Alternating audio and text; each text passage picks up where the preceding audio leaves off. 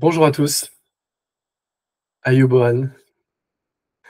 Pour ceux qui connaissent cette chaîne depuis très longtemps, c'est ce que je disais quand je commençais mes vidéos il y a très, très, très longtemps.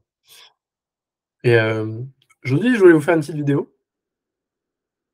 Déjà, si vous avez des questions, parce qu'à partir de maintenant, le plus simple, c'est si je peux répondre à des questions que vous avez. Si je sens qu'une question peut répondre à vraiment une demande qui est générale, peut répondre à plein de gens en même temps, posez cette question dans les commentaires, et j'y répondrai dans une vidéo. OK? Mais il y a une question sur Quora que je voulais adresser à travers cette vidéo et la question c'est: qu'est-ce que l'éveil? Tu peux donner une définition simple, parce que ça va dans tous les sens. Comme je vous ai dit, il y a des centaines d'enseignants, pas que moi, même si je considère que personne n'a besoin d'enseignants, je ne suis pas un enseignant. Je n'ai d'ailleurs pas d'enseignant, même s'il y en a plusieurs, dont un particulièrement qui résonne énormément avec comment j'ai toujours vu les choses depuis que je suis petit, pas parce que, pour moi, c'est le meilleur, juste parce que ça résonne dans mon cœur. Hem, donc, est-ce qu'on peut avoir une définition de l'éveil spirituel? L'éveil spirituel, c'est la reconnaissance instantanée par ce qui est, de ce qui est, à travers vous. Je répète, l'éveil spirituel, c'est la reconnaissance de ça, du tout, on s'en fout comment on l'appelle, à travers vous.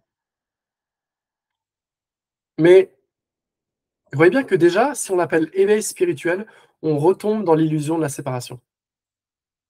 Parce que ce qui est, ou Dieu, tout, rien, peu importe, ne chercherait jamais l'éveil spirituel. C'est une anomalie pour ce qui est. Parce que ce qui est, c'est ce qui est.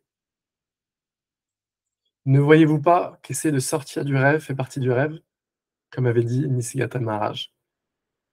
Et même si j'écoute plus d'enseignants depuis très longtemps, à part un, mais je ne considère pas que c'est mon enseignant, c'est plus mon ami, même s'il m'a beaucoup guidé et que je l'aime de tout mon cœur. C'est juste que j'ai toujours vu les choses de la même manière que lui depuis que je suis petit. Ce qui m'a aidé à faire, c'est de verbaliser pour les humains, pour le monde de la dualité dans lequel on est. Mais j'ai toujours vu les choses de la même manière.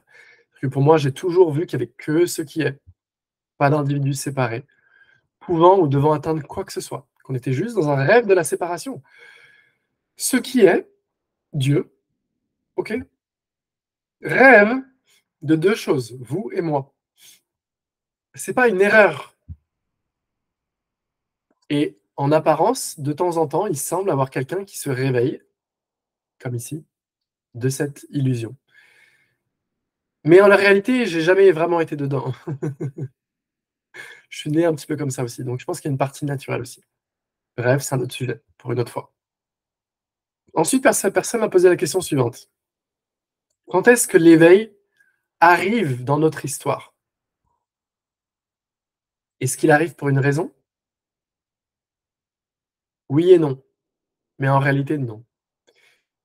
Parce que l'éveil n'arrive que du point de vue de la séparation. Je me suis éveillé. Tout ça, c'est encore du point de vue de la séparation. Je suis tout, je suis rien. Tout ça, c'est encore du point de vue de la séparation. Ce qui est ne dirait jamais: «Je me suis éveillé». C'est une anomalie. Ce qui est, c'est juste ce qui est comme c'est. Ça cherche pas à améliorer quelque chose, ça cherche pas à devenir quelque chose. Tout ça, c'est humain. C'est pas du tout le même mouvement, l'humain et ce qui est. Donc l'éveil, c'est la réalisation simple, instantanée et tellement profonde et immédiate qu'il y a que ça, ce tout, ce rien. On peut pas nommer ce que c'est, juste ce qui est. À travers vous, pour aucune raison particulière. Et cette réalisation peut arriver quand, par exemple, moi, j'étais au téléphone avec un client et je me suis juste rendu compte en lui parlant que, ah oui, il est juste en train de rêver.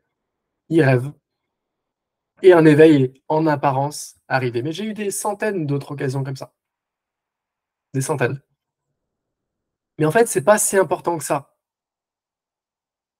Parce que l'éveil spirituel n'existe que du point de vue de la séparation dans ce qui est. Ce qui est ne s'éveille pas, il y a que ce qui est. Vous voulez que ça aille où? C'est comme j'ai une autre question d'une autre personne. OK, mais comment est-ce que tu expliques qu'il y a pas de réalité qui transcende si des milliers de personnes font des expériences spirituelles? Mais il y a pas de personne et il y a pas d'expérience spirituelle. Il y a ça, ce qui fait l'expérience de milliards d'expériences, pas que spirituelles, pour aucune raison et qui va dans aucune direction et pour 100 personnes à l'intérieur. Pour moi, c'est la vérité la plus pure.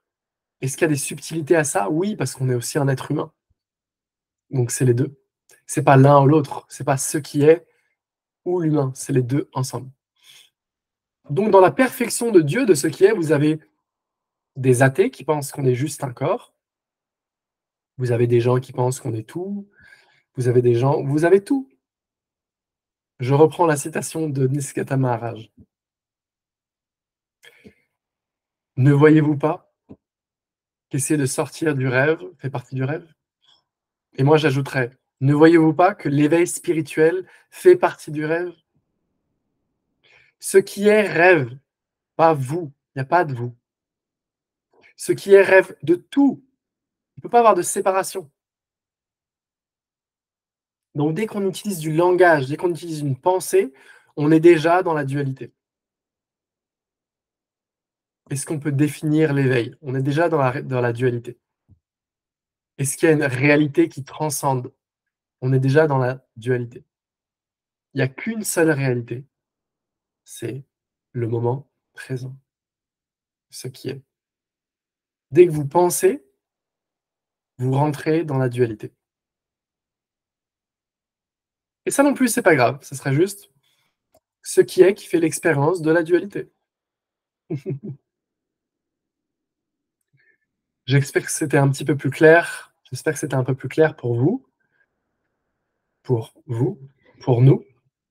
Juste d'avoir une définition claire de ce qu'est l'éveil spirituel, parce qu'on entend beaucoup de choses, beaucoup d'enseignants qui enseignent à des gens séparés. Donc tout ça, c'est de l'illusion, hein. Voilà. Mais y compris cette vidéo. Mais c'est juste pour le plaisir de partager, pour aucune raison. Aucune raison. Et j'espère que ça vous plaira.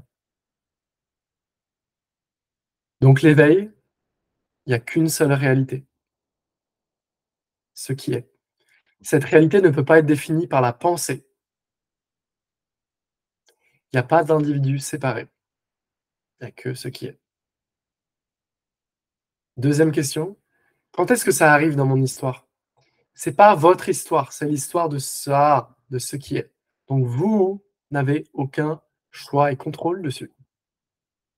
Et si ça semble arriver dans votre histoire, comme c'est le cas pour quelques personnes sur des millions et des milliards, et ça ne veut pas dire que c'est mieux du tout, ce serait mieux pour qui? Pas pour ce qui est, hein. Parce que ce qui est fait l'expérience de la séparation. Nous sommes dans le rêve de la séparation. Et donc, la manière dont ce qui est s'exprime à travers vous est parfaite. Que ça soit dans la séparation, dans la dualité, dans la non-dualité, ou dans ni l'un ni l'autre. Ça n'a vraiment pas d'importance. J'espère que vous avez aimé cette vidéo, que c'était un peu plus clair pour qu'on ait quelques définitions sur ce qu'est l'éveil. Il n'y a qu'une réalité. Première chose. Cette réalité ne peut pas être définie par la pensée. Deuxième chose. Et cette réalité rêve de tout ça. C'est pas votre rêve, c'est son rêve. Je répète, il n'y a qu'une seule réalité, ce qui est. Cette réalité ne peut pas être définie par la pensée, ça veut dire que vous ne pouvez pas la comprendre mentalement. Troisième chose, c'est le rêve de ce qui est, pas le vôtre. Donc vous n'avez aucun choix dedans. Je vous souhaite à tous une très bonne journée. et à bientôt. Ciao.